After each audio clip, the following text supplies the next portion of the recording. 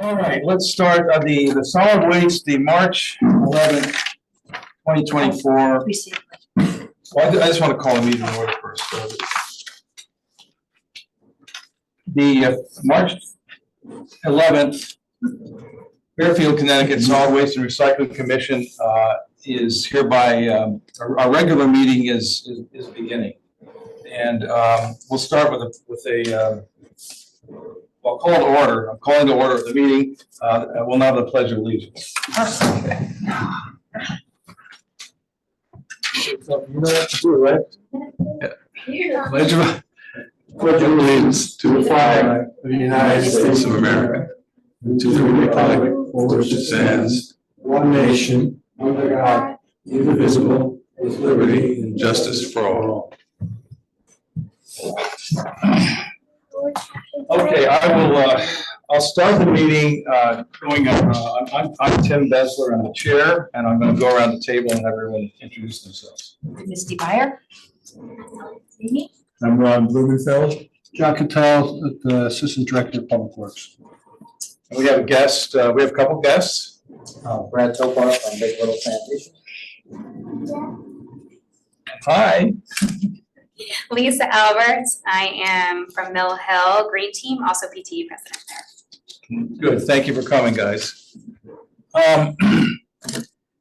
Okay, the first order of business,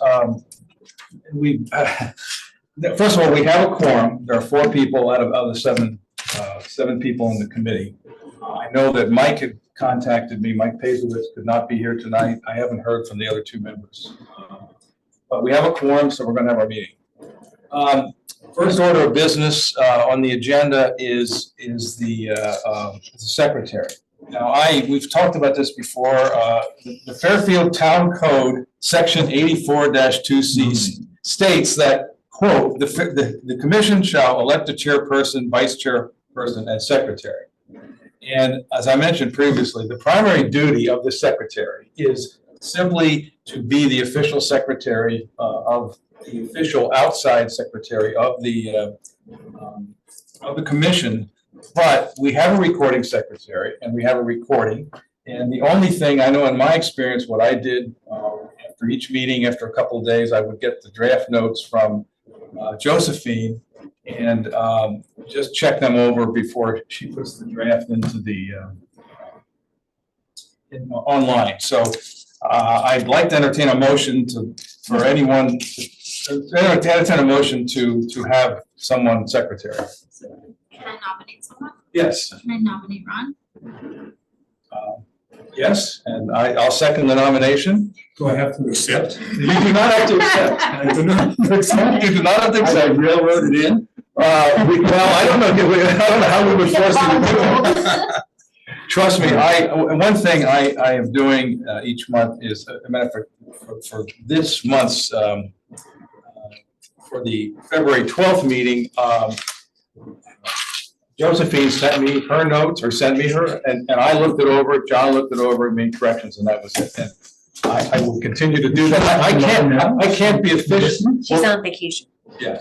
Oh, so who's But It's getting recorded. yeah, she'll be able to look at the recording, and if she isn't, I have enough information to give her. Yeah, but honestly, it's a job we're supposed to have. I can't force anyone to do anything, but if you're willing, trust me, it won't take up any of your time, or very little of your time. What I'll probably do is when I get the notes from Josephine, I'll take a look at them. John, she always copies John and I'll send them to you, and you can say yes, that's fine, and then that's the end of it. Should I be elected to this post? I'll be honored Yes. to hold it. Well, then, I second the nomination. All in favor, say aye. Aye. Okay. You're unanimously, well, you know, unanimous, it's 3-1. He's a good writer No. and he's I- perfect for the job. No, I'm so humbled. It's a very prestigious job. I mean, Misty had it, I had it. Thank you very much, Ron. I really appreciate it. Okay, so we elected the secretary. The next order of business is approval of the February 12th meeting minutes. And I sent each one a copy of that. Do I have a motion to accept the So meeting? moved. Ron is so moved. Ellie seconded, and all in favor, say aye. Aye. Aye, okay. Okay, now, the next item of business is the Solid Waste Recycling Department Director, John Cattell, will give us your report for the month. We hand out tonnages that where we are to date for this year, as well as how it compares to the last couple of years. Thank you. Did Can you send this to us? No, I don't think it's that. I might send you more elaborate, but this is the basic ones that we've been looking at. So you see your total MSW is 20,930 to date. I expect to finish the year around 31 thereabouts, maybe 3150. 31,500. Single stream recycling is 3,526. Glass, we didn't have a container picked up in February. We did have one early March, but for a February report, you're still looking at 23.8 tons. And for food waste, we did 1.4 tons for the month of February, and we're at 14.7 total.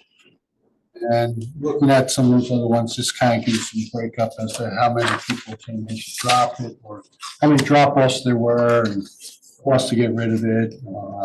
Average drop-offs around 12 pounds food each time someone comes in to bring this food. So in other words, if I'm reading this correctly, for the month of February, there were 208 drop-offs totaling 1.4 tons. Correct. So those are tonnages where we are. As far as operations, Thursday we had our MSW South compactor go down midday. We ended up going to our backup operations where we contact the haulers, and in the morning we take solid waste, in the afternoon recycling. During that time, we had our electrician going through everything and replacing a lot of relays, which generally we can get that thing up and running pretty quickly if it's something electrical. He gets on the line with the designers that monitor it, or the electronics portions of it that are located down Florida. So we eliminated the fact that it was an electrical issue. We ended up emptying the hopper out, and we contacted an outside vendor for dependable hydraulics. And they came in, we got them through our operator, which is Enviro. So we had them come in on Friday, after we had the hopper emptied out, and I think they had the thing up and running within about a half hour. The issue was one of these freak things where a board got wedged in between the ram and the side of it, and Didn't see it. it froze it up. So once we couldn't see it initially because the hopper was full. Once we pulled a lot of stuff out, you can see this board. How'd they do that? By hand? They use a backhoe and kind of scoop it out to get as much out as possible. So we had the thing back up and running on Friday around midday. Contacted the haulers back again saying that we're up and running. So the electrician that we have who works for the town is very well acquainted with this. It's a very good job. Do a lot of the kinks out of this thing. You know, it's one of those things where, we're doing well, and then we jinxed it. And but I appreciate the cooperation from the haulers to all of them. I know it's not something that they like to do, but for the most part, we got it's back up and running. Do I remember correctly from last year that the town electrician spent a lot of time with the manufacturer to learn how to do this, so they didn't have to call someone back each time? Right. Sounds like that paid off pretty well. And compactors are out of warranty, which Yeah. in a way is good because I don't have to go through the manufacturer, which is up in Canada. We're not very responsive to get somebody out right away. How many, compactors in? We have two compactors. One's for recycle, Oh, okay. and one's for MSW. So, So this was the MSW one? which gets the most use. Right. When you look at your tonnages as to what you're looking at, you're doing almost 1,000 tons a year. MSW and maybe 5,000 tons of recycling. So it'd be nice to be able to alternate them a bit, but unfortunately, it's set up to where the residents also have to be able to walk to it. Otherwise, I would have liked to somehow alternate it, but I can't go back and forth. But things like boards and construction material, they're not even supposed to go in there. A board is a piece of plywood, and they're allowed to go in. When you get something like a heavy board, like a 6x6 or something that's 8 feet long, that is kind of jammed things up, and you have to fish it out. The way the guy said, the vendor said it, it's like one of these 1 in a million coincidences, how this thing just fit in there to wedge it in just the wrong way for us. So other than that, we're back up and running. So to get Pursue. parts, are we still stuck going up to Canada to get replacement parts for this thing? No, we've ordered relays locally, we've ordered, we keep a spare motor. Some things that are long delays, I think we also have a spare. So those are your main items. So it's been about 5 years, hasn't it? 3 years, 4 years, yeah, maybe 5 years, It's 5 years 3.5 years. Since, since we bought these are new compactors. And oh, so these are only 3 years old? The warranty was a 3-year. It's like maybe 4. Yeah, they went to buy them about 5 years ago, and I think they got them in just shortly before I got here, about 2.5. What's the expected lifespan of these guys? Because one's gonna differ from the other because of use.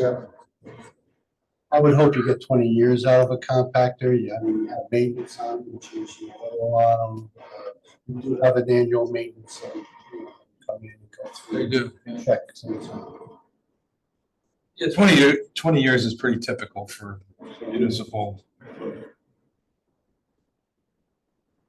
That's all I have. I just got a text from someone, I couldn't identify who it was, what's going on, but at least this is being recorded and you'll be able to go online and see it, I hope. I'll make sure, I'll talk to Jen and make sure that it's proper. The next agenda item, and by the way, I was going to project this, but I brought copies anyway. This is the agenda. I should have put that out. I've got a copy. Well, you got it, yeah. Well, yeah, I had made one little typo in there, but nothing. Imports. The next item is tip fees. And we discussed in the last meeting, the tip fees charged by Wheelabrator to Fairfield for bringing MSW, municipal solid waste trash to the Bridgeport Resco trash to energy plant, will increase by 22% beginning July 1st. And this is approximately a little less than $500,000 in increased expenses to the town, based on about 30,000 tons per day, which is pretty close to what we have. Now, they will then increase about 4% a year per contract for the following 4 years throughout the 5-year contract. Tip fees for haulers and residents bringing MSW to the station have not charged for about 10 years. 2015 and 2014 respectively. During the February budget meeting with the Fairfield Board of Selectmen, and John, you were in that meeting, there were new tips fees proposed for fiscal year 2025, which begin July 1st. If implemented on July 1st, the new fees would offset the increased in fees from Wheelabrator. If these are not implemented, the increased wheelabrator tip fee will just simply be absorbed by the department. So I'd like to, and I had passed out information about this prior to the meeting. I didn't bring, because I thought I could project, I didn't bring a lot of extra copies, but, well, these are the actual, you know, I simplified it by putting just, on that, what I have there is simply the, I can get mine on here. Give me a second here. Yeah, I've got mine in front of me on my device. So these are the fees, there's a list of the current fees and the fees that are proposed to start July 1st. And so at this point, I want to entertain a motion to recommend, and to understand, we would be recommending that these fees would be implemented by the department. The department would then have to get approval from the various elected departments in the town. So first thing, I mean, what we need would be a motion to recommend these in a second, and then we'd have a discussion. So we have a motion first and then we discuss it? We have a motion and a second, and then we discuss it, and then we vote on it. And I'll be glad to, my understanding is the chairman can make a motion. I'd like to make a motion to implement the fees, which I have listed here, and I can read these off. It would be an increase from $87 to $110 for residential haulers. An increase from $94 to $120 for commercial haulers. An increase of $120, again, this is all per ton, for from 120 to 140 for what's known as COD. Those are individual trucks that come, that are non-licensed haulers that come to the transfer station. Why is it called COD? Just out of curiosity. Cash on delivery? Oh. So like, it's not like, Those are the people. Yeah, I asked the same like you're question. moving and then somebody comes and collects your junk, like that kind of thing? No, COD is where. Unlicensed commercial hauler. Why do we have this? We have licensed commercial haulers and licensed residential haulers. They're licensed, you know, they're registered with the state. We have them on an account with us, where we bill monthly. Set up. So those are your commercial haulers, licensed commercial haulers and licensed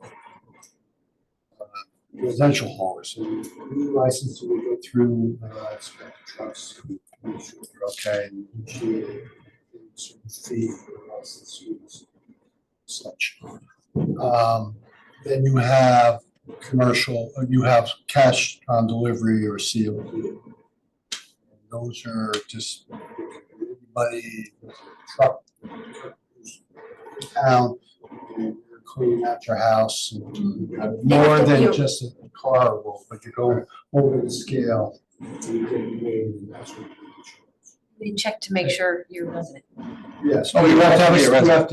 You have to have a sticker.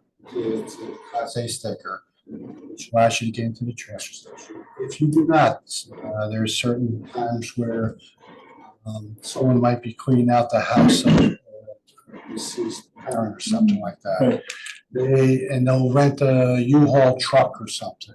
So they'll pay maybe a $5 fee for a 5-day pass. Show that, yeah, it's going from town. So basically on these CODs, they're being weighed. The scale going in, they get weighed, they empty out everything, and then when they come back out, they get weighed.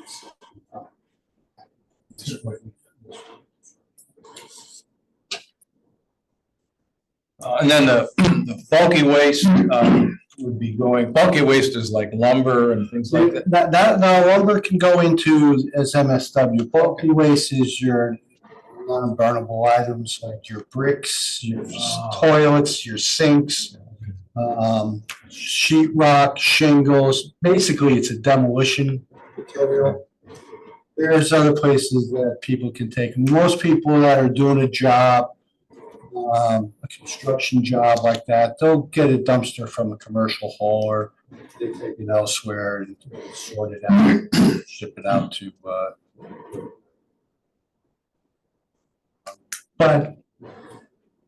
we at least offer it for someone who does a little minor job around their house and has to get rid of, they have huge some shingles that they gotta get rid of or.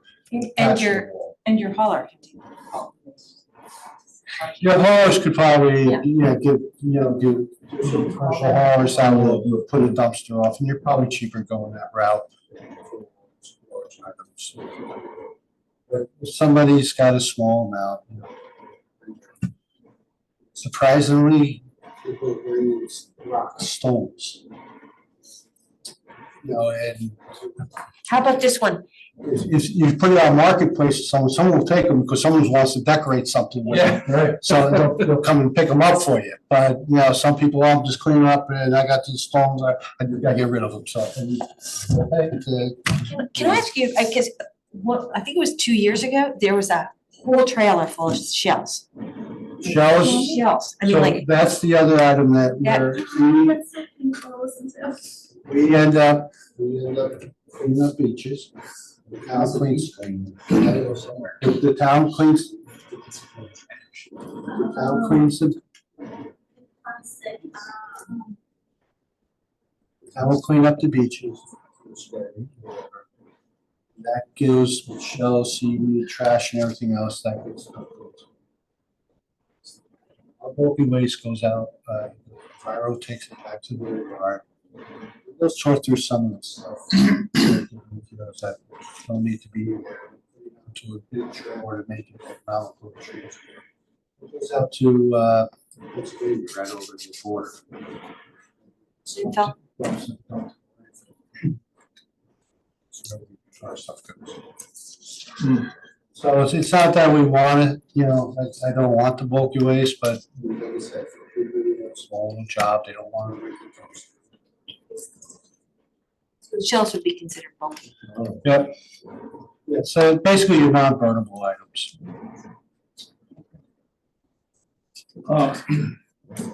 And then the final item then is the residents that bring their cars into the transfer station have been paying $6 up to 125 pounds for the last year or so. And their proposed increase is to $7. Now, that does not affect MSW brought in by people who are on fixed income. It has been $2, and we're going to keep that at $2. So basically, my motion would be to recommend these proposed increases to the department to go into effect July 1st. And, that's my motion. Is anyone interested in seconding? Can I add a caveat or like? Well, I need a second before we can have a discussion according to Robert I'll rules. second it. Ron will second it, and now we'll have a discussion. So I'm not opposed to increasing rates. However, I think these rates are not going to drive behavior change. It's not gonna fix the problem that we have, which is our waste crisis. My proposal would be to add a tiered approach. And that would be either like a penalty for excess weight or an incentive for, taking out your food waste, some sort of incentive for waste minimization. Something that would drive behavior change and impact the outcome, which would be too much waste. My opinion, and I absolutely agree with you, and I think that one of our charges, one thing that's important to me is after we vote on this, to spend the rest of our year doing exactly that in many, many different ways, any way that we can. There's some other charges, there's some other fees that are not on here, like metals and things like that we will address separately in a later meeting. And there's no reason that we can't do what you're talking about at a later date at a different meeting, very specific to that and geared towards incentives. We need to decrease the amount of MSW, and we need to to decrease the amount of contamination in RISA. And I think, to me, all the other things, all the other items on the agenda are going to address that. But I think at this point, just because I had some comments today from Mike, who could not be here, and he asked if we couldn't delay this somewhat, and we could choose to do that. But the problem is, July 1st is when these should go into effect, because that's when Fairfield is going to start getting charged the higher tip fees for Wheel Grader. So we're in March. I think we want to give everyone, if this happens, we want to give everyone the opportunity. And correct me if I'm wrong, John, you're not done with all your budget meetings yet. So No, so we, the budget went through the Board of Select. And Thursday night, we moved through finance.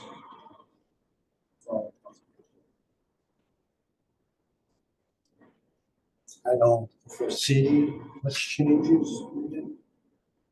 Some changes on one side.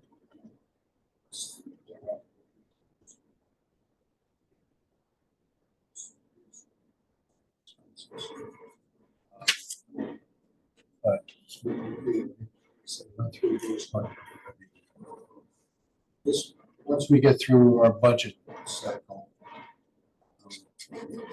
this has to go through the three boards. Selectmen, finance, and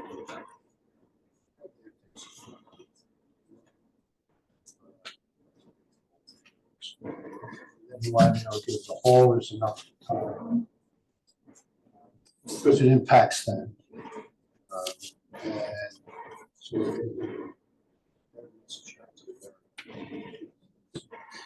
Well, the other reason I'd like to get this going is I think when a decision is finally made by the boards, the residents and haulers should have all these have this explained to them why we're doing this. We're not doing this just to, again, it hasn't happened.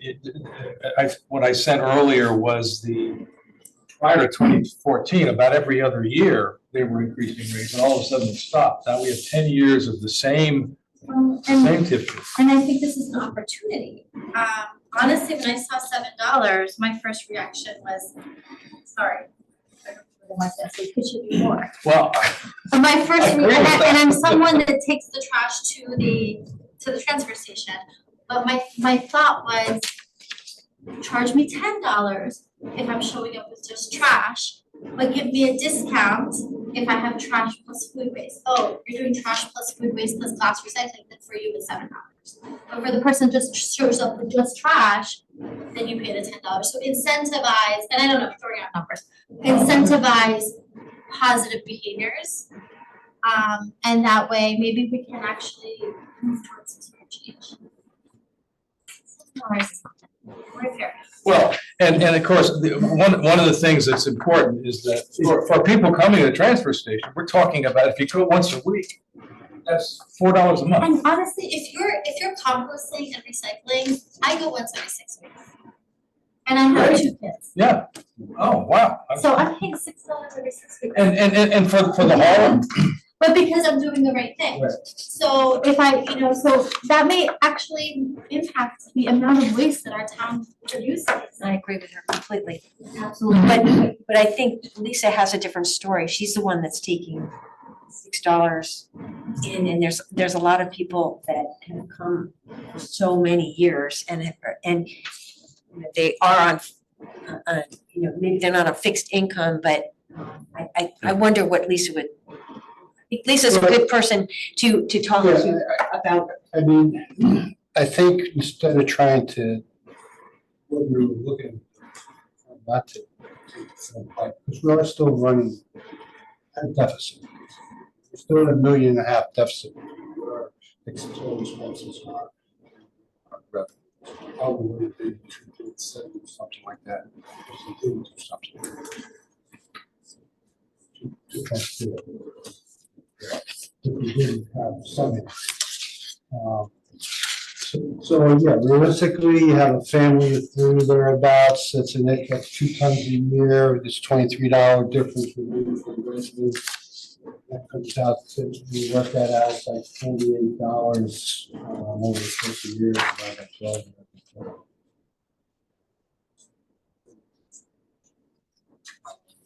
It shouldn't really be I just feel like, killing anybody with the $4. yeah. But it's something that we're gonna wind up, you don't wanna have to do this every year. Our fees are going up every year. I suspect that we're looking at trying to do is this amount for this year, and in 2 years, we'll see what we have for all our contracts. We still need one contract. But that brings up a good point. And then we'll have to $1. raise it again. But yeah, I mean, so if it's a little dollar increase, and then we go, oh, another $1 the next, in 2 years, and then it's $3, and instead of saying, this is an issue here. That's your recommend, if you wanna recommend more, that's your I say recommendation. go hard or It's- go home. It's whatever you want. Yeah, I was gonna ask you, Brett, we haven't talked about haulers, and Brad, you're here, so we'd like to hear from you. I understand why they have to raise, I get that entirely. Unless my math is wrong. The increase that I would pay for residential waste is 26%. Yes. The increase on a homeowner is 16%. What's the logic then? Especially because when we come in, we bring one truck, 5, 6, 7, 10 tons from the beach on the summer, 12, 14 sometimes in the summer, at once. We're there 12 minutes, if there's no line, we don't talk to anybody except police to get waived, we leave. Nobody has to stand there, watch us and correct us, tell us we're dumping in the wrong place. Nobody's gotta clean up the mess we make, nobody has to do this. Ours be less, because we're bringing it in bulk, charging us by the ton. Maybe hypothetically, I don't know, 10, 8 tons a load, whatever it is, doesn't matter. Well, every homeowner that has to go and pay at the scale and take time at the scale. It's got to guide them here and there and straighten up what they've got in the wrong spot. The footprint Why is. would it be easier? Well, Kind of more. I'm not sure. Pound per pound, why does it cost less to get rid of their garbage than our garbage? Well, actually, they're paying 140 tons. You're paying 140 tons. What do they give the homeowners for weight? 100. Up to 120, but the seven, it's up to 120, but it's basically 100 weight. First 125 pounds is $7. That's-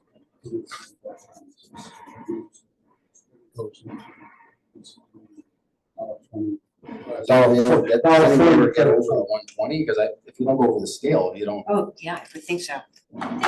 Well, So that's the truck to go over the scale. So if you're a homeowner and you're with less than 4 garbage pails, we assume it's under 120 pounds. That's what. That sure depends on what they have. I mean, So it looks like a lot of them are just bringing in a car, you know. Right, so they're it coming in looks a like car, it's, we assume it's under So 120. it's under, usually under 120. Well, and I think, correct me if I'm wrong, but the $7 is really based on 100 weight. I mean, they say up to 125, you figure, okay, so they're gonna bring about 100 pounds in. And that's where you get the $140 per ton for the COE. It's the same rate. I mean, to answer your question, I know when I first took, Like percentages. It's it was kind of worked out where you don't want change from. Well, I get that. Yeah, so you're working at $7 or $8.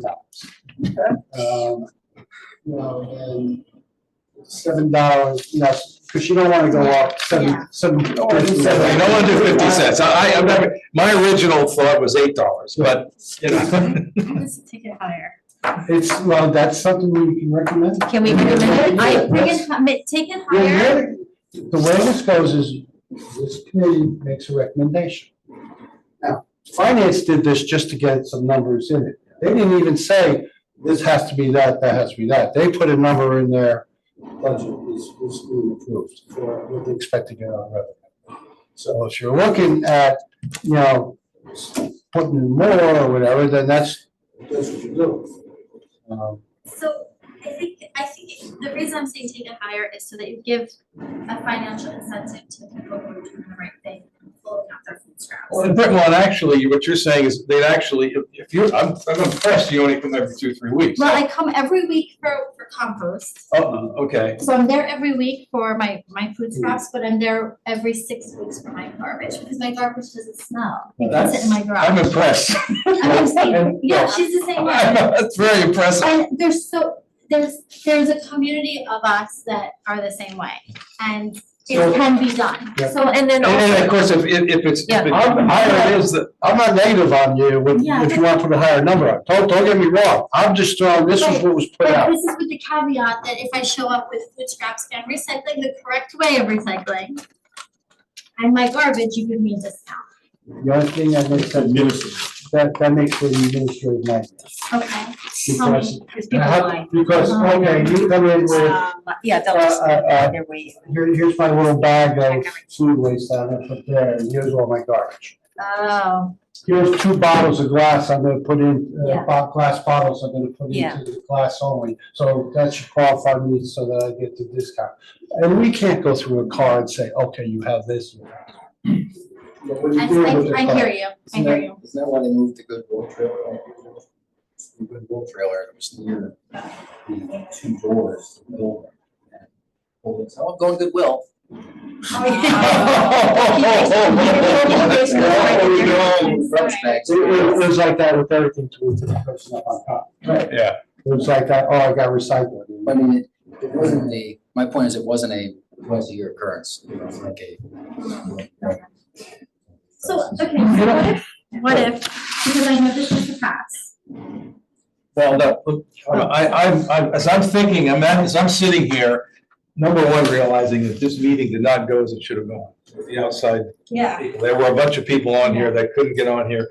I'm thinking that, again, not to delay for any other reason, except that a lot of good points were up here. And to your point, there's nothing magic about these numbers that are in there. They were done to try to figure out the budget process. So I'm thinking that perhaps we should table this to the next meeting. In the interim, and we'll get, in the meantime, we'll get numbers in some of the other items that we have. And I will personally contact everyone and make sure that they're either gonna be here or they're gonna be in Zoom, and I'll make sure the meeting is set up right. Because I think this is too important till just, one thing I'm thinking again out loud, I don't want to vote here, let's say we get I'm not sure this is right, but I think if we get a 3-to-1 vote, it passes. But now it's a 3-to-1 vote among just the 3 people that aren't here. And I Yeah. think that could create a lot of So we issues. table it to the next meeting, and I think And it's also, August 8th, by the way. It's a little earlier next. I'm sorry, what did I say? Boy, I'm jumping into summer.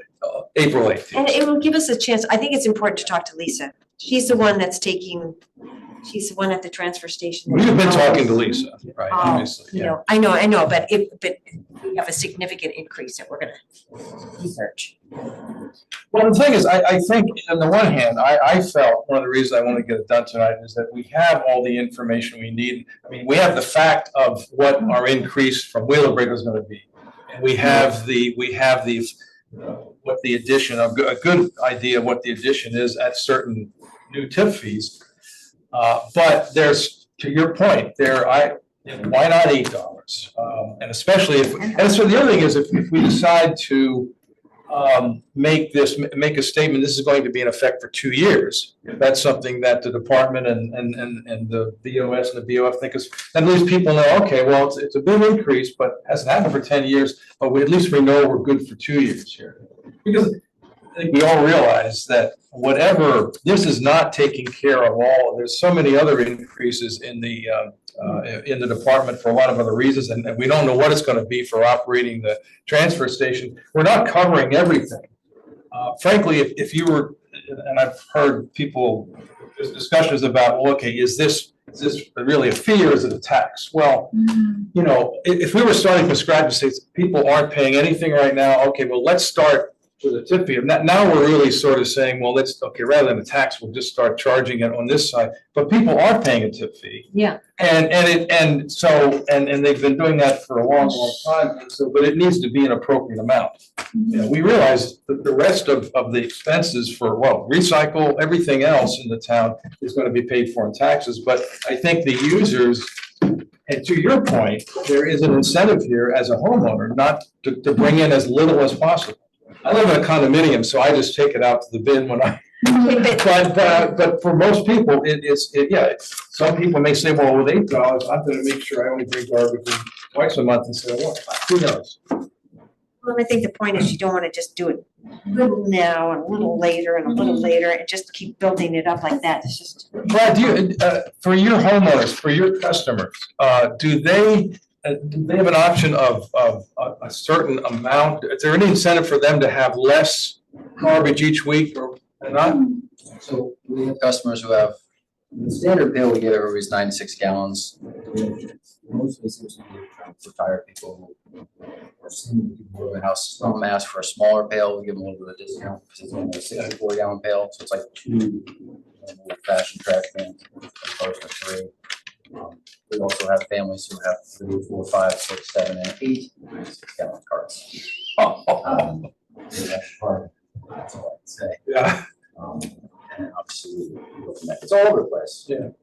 So you can charge by the size of the bin. It's very difficult to weigh every part. But if you just have the size of the bin. Do that, so we try and balance out the weight and remove it, say, the volume is close enough to the weight. And you can really put that much weight in there. If we only give you a wheel that's this big, we kind of figure out what, so we try and control the size. The weight, the price. So the best we can do. So then, Brad, are you saying, Truck is difficult. for example, I mean, I started to separate my food out a couple of years ago. I never talked to you guys about the size of our pail or whatever, but we don't fill our pail anymore because our garbage is like this. So are you saying that I could, If you get away with using a smaller cart every week, if you use a smaller cart, I would help some. We're doing the right thing. Yeah. We also sort of push it more so actually for.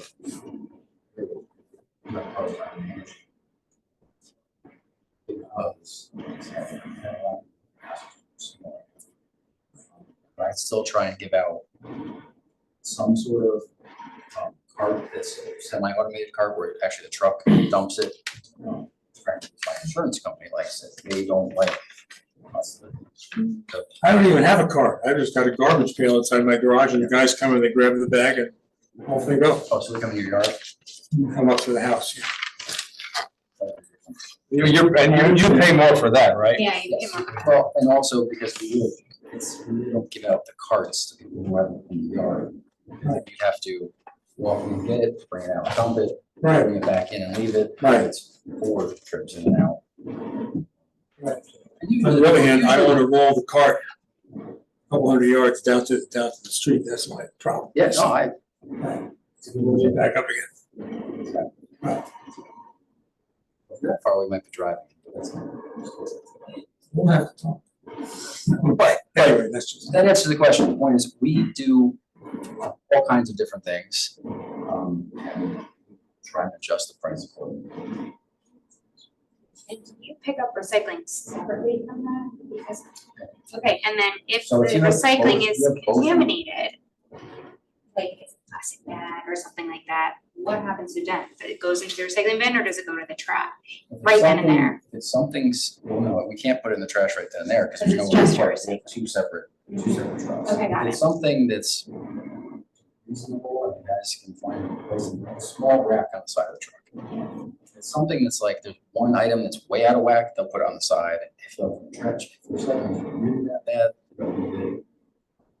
Try and open some bags. Yeah, but that's fine, But yeah. it's- Nobody wants to open those bags. Also, Also, because you don't know what's in honestly, there. I tell the guys not to. Yeah, no, Yeah, you shouldn't. that's You it. have to. We sort of take some cues from the city of Bridgeport.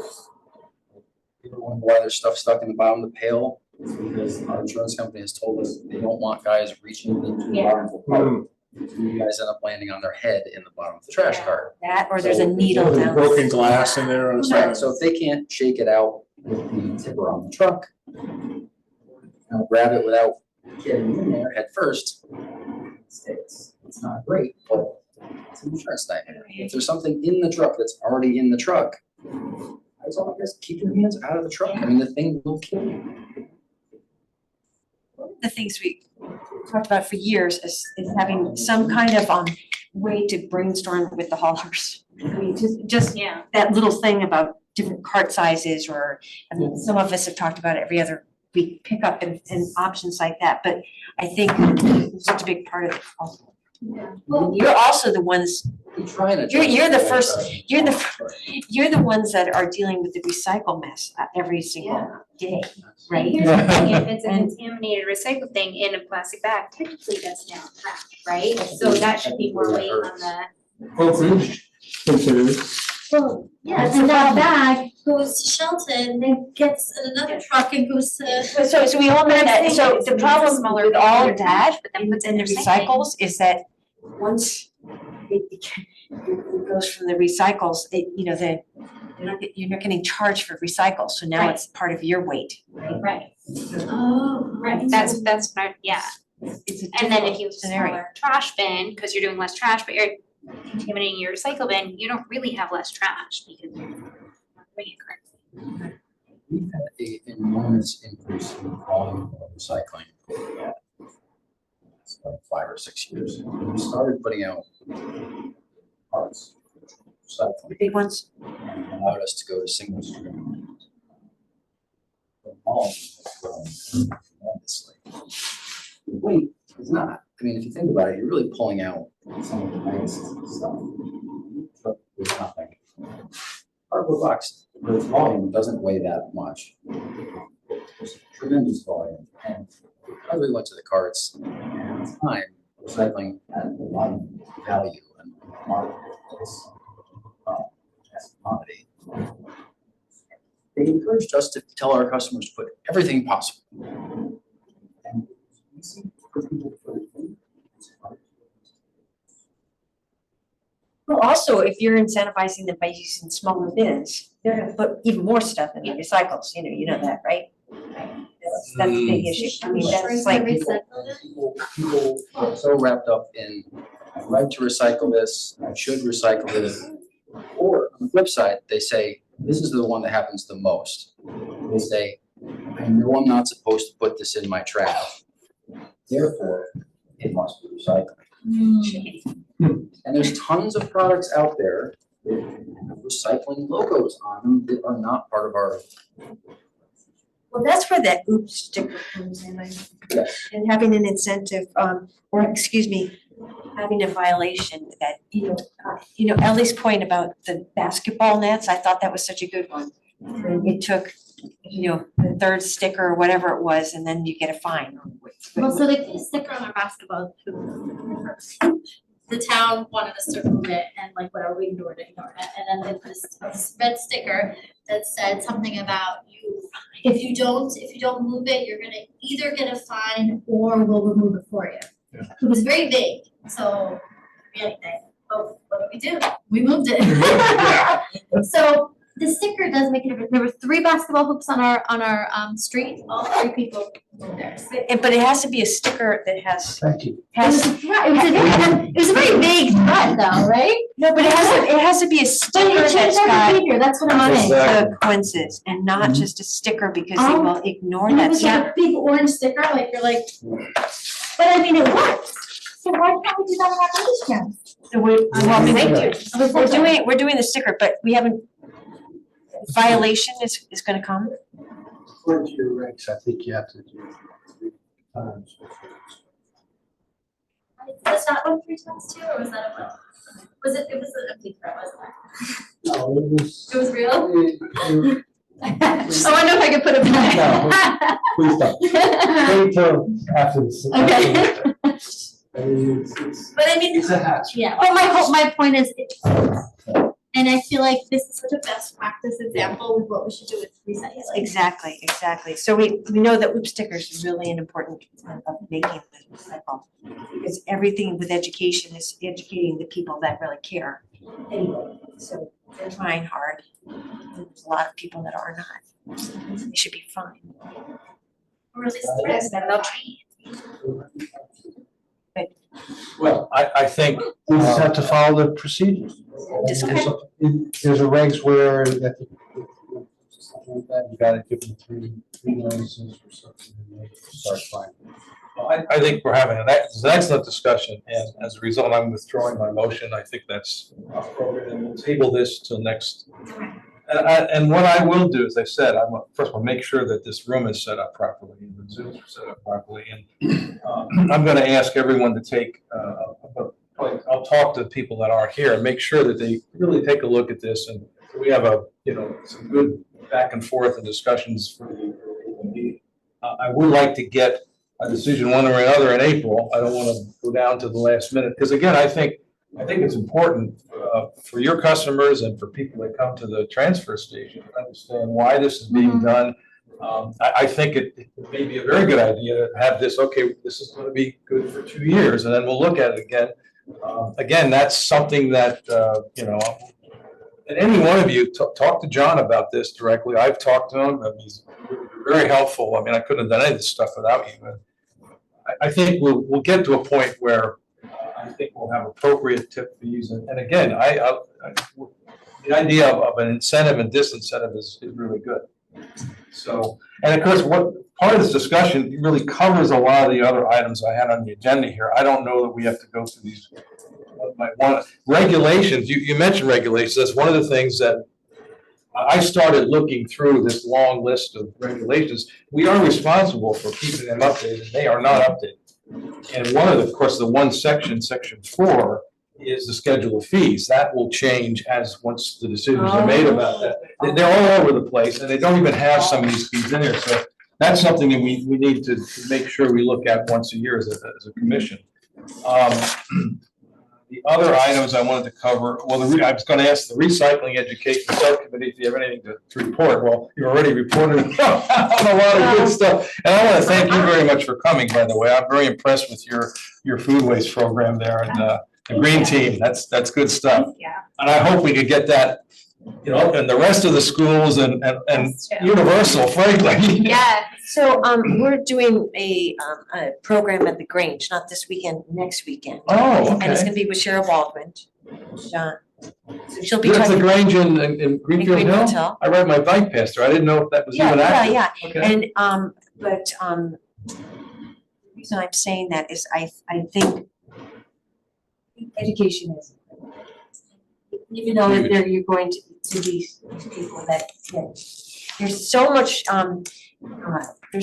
that can be done at the state level to support this whole process of recycling, and they're not doing anything. They're just sitting there throwing it back at the communities and saying, well, do something with the glass. And I had called every single the people in our Bridgeport interlocal to find out who's doing glass recycling, who's doing food scrap, who's municipal, who's private, and it's very interesting. I mean, we're all in the same boat. We're gonna get charged through our taxes because of these increases. It's not just the tipping fees, obviously, that are gonna change, or our hauler fees. So it's this big, huge tumultuous problem that just seems to be rolling downhill. And I think the work that you guys are doing in the schools is so key to moving forward and change. So bravo to you guys, and let's try to figure out a way to really flood the airways with the OOP stickers and